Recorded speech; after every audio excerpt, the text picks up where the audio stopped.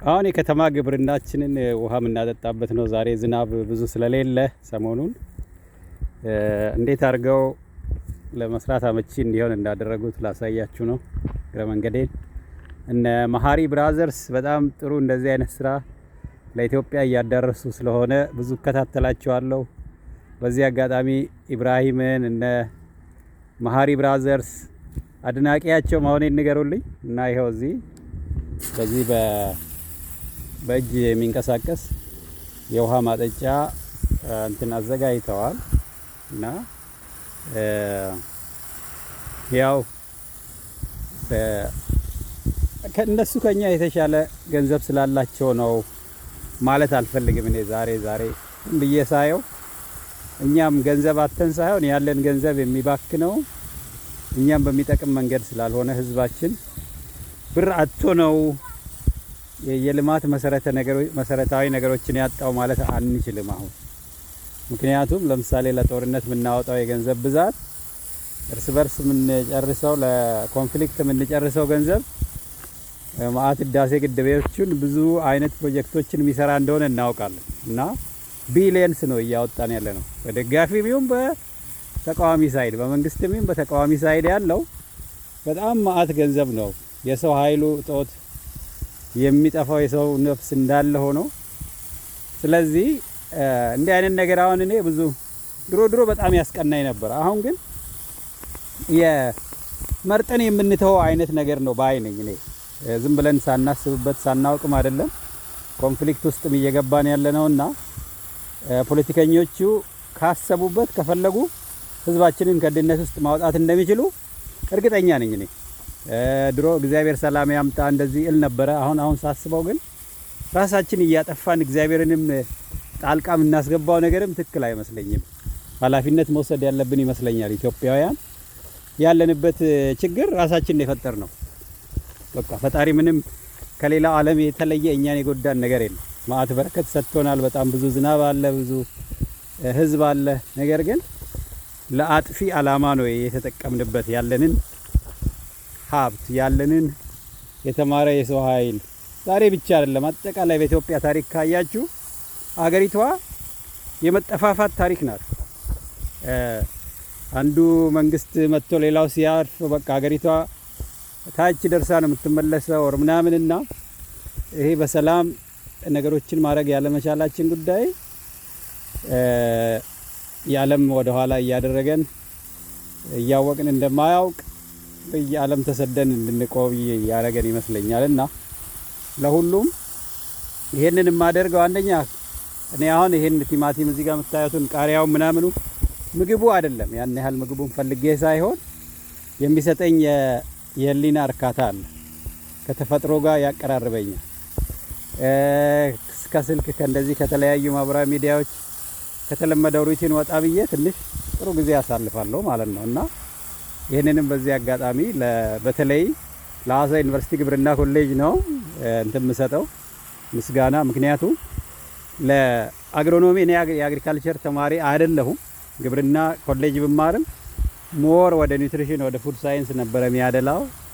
ገጠር ልማት ነው የተማርኩት። ግን በአግሮኖሚ ኮርሶች የፕላን ሳይንስ ዲፓርትመንት አይናችንን እንድንከፍት አድርገውልናል እና በዚህ አጋጣሚ በተለይ አንደርግራጀት ላይ የሚማሩ ተማሪዎች ካሪኩለሙ ቀየጥ ያለ እንዲሆን የመደረጉ ነገር በጣም አሪፍ ነው።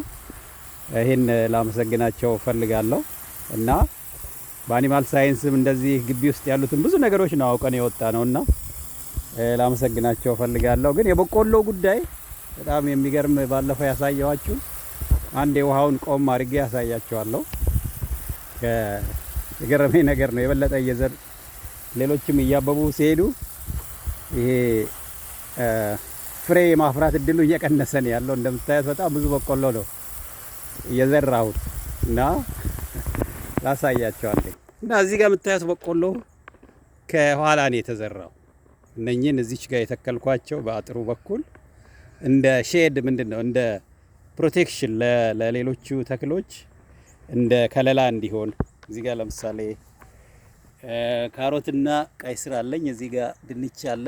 እዚህ ጋር ደግሞ ዱባ ነው ብዬ ነው የተከልኩት፣ ግን አይ ቲንክ ቅል ነው ይመስለኝ ዱባ አይደለም። እና ዱባና ቅል ለየቅል ነው የሚባለው።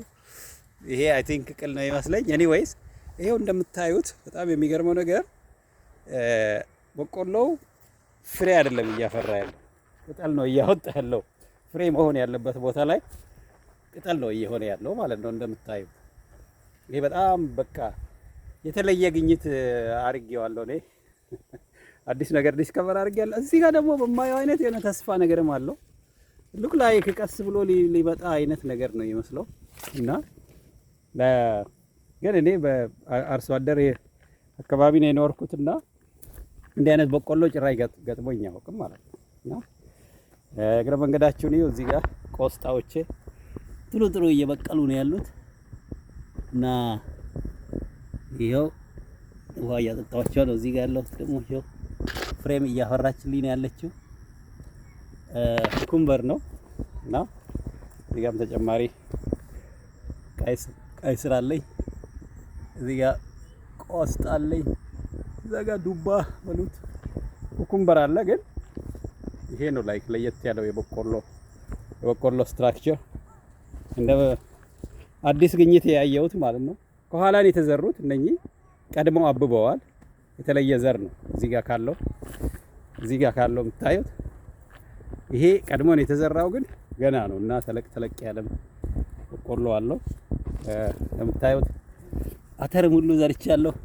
አተሩ እየደረሰ ነው ያለው እና ሁሉ አማረሽ ነው በቃ የሆንኩት ማለት ነው። ሁሉ አማረሽ ገበያ ታውጣት ነው ያሉት እና ይሄው አተሩ እያበበ እንትን እያደረገ ነው፣ ፍሬ እየሰጠኝ ነው ያለው እና አሁን ውሃ ሳጠጣው ተወሰነ ካሮቱ ተጎድቷል። እንደምታዩት ቀይ ስርና ሽንኩርት፣ ነጭ ሽንኩርት ምናምን አለ። ጭራሽ ዛሬ አንድ ነጭ ሽንኩርት ለመውሰድ ሁሉ እያሰብኩ ነበር። እስቲ ውይ ገና ነው አልደረሰም ነጭ ሽንኩርቱ። ይኸው እስቲ ምን ያህል እንደሚበቅል እናየዋለን። ቲማቲሞቹ ደስ ይላሉ፣ በደንብ አድርገው ነው የያዙት እና ይሄን ይመስላል ሁሉ እና ይሄ የዝናብ ጉዳይ፣ የድርቅ ጉዳይ፣ የውሃ አቅርቦት አሁን አንድ ኢትዮጵያ ደርሶ የመጣ አንድ ወዳጄ ሲነግረኝ በቆሎው ምናምን ደርቋል ኢትዮጵያ በዚህ አመት የሚያሰጋ ነገር አለ አለኝ። አሁንም እንግዲህ ረሃብ አለ ብለን ለዓለም ልንነግር ይሁን እኔ እንጃ። እንግዲህ እንደየባለቤቱ የማስተዋል አቅም ባለቤቱ ህሊናው ይንገረው ነው የምንለው ለሚሰማው ሰው ሁሉ። ርቦናል ብሎ ለዓለም መናገር እጅግ የሚያሳፍር በጣም የሚያሳፍር ነገር ነው እና በቀላሉ ለዚህ አፈርና ውሃ ተገናኝቶ የሚገኘውን ምንም ቴክኖሎጂ የሌለው እንትን ውሃ መያዝ አቅቶን ያ ብቻ ለሁሉም መልካም ጊዜ ይሁንላችሁ። ቸር ያሰማን። አመሰግናለሁ።